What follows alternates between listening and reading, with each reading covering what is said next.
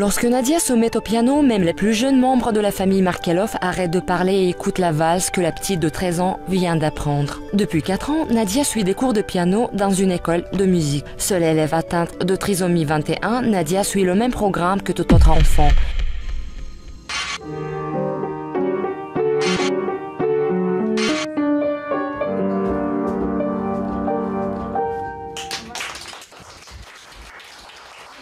En parlant des succès de sa fille, la mère Marina ne cache pas sa fierté.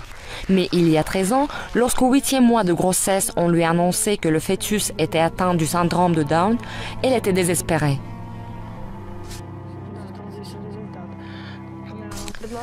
Les médecins m'ont proposé de déclencher l'avortement, mais la nuit même, Nadia est venue au monde.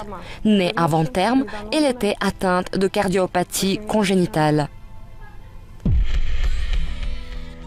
Marina ne savait pas quoi faire. Ses filles aînées l'ont aidée à prendre la bonne décision.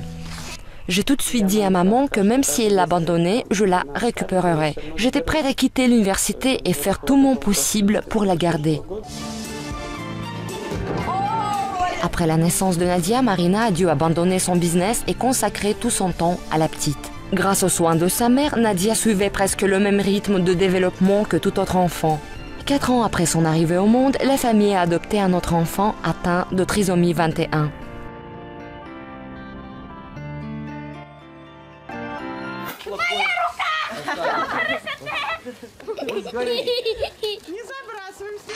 Un jour, une amie de Marina, chef du service de maternité, a appelé pour demander de l'aider à convaincre un couple de garder leur bébé.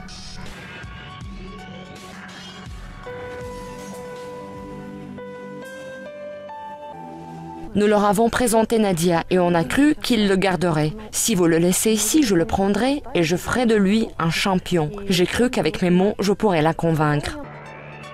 Mais les parents du petit Petya sont partis sans lui.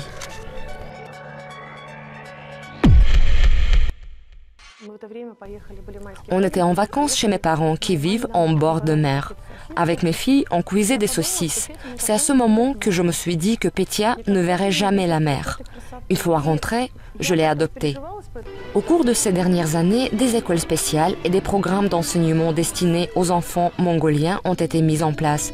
C'est le problème principal qui reste irrésolu. Ces enfants sont rejetés par la société. Les gens doivent apprendre à tolérer ceux qui ne leur ressemblent pas. Nadia rentrait et me demandait « Maman, je suis intelligente, j'étudie bien, je fais du piano, j'ai remporté un prix au festival. Dis-moi pourquoi elle me traite de débile ?»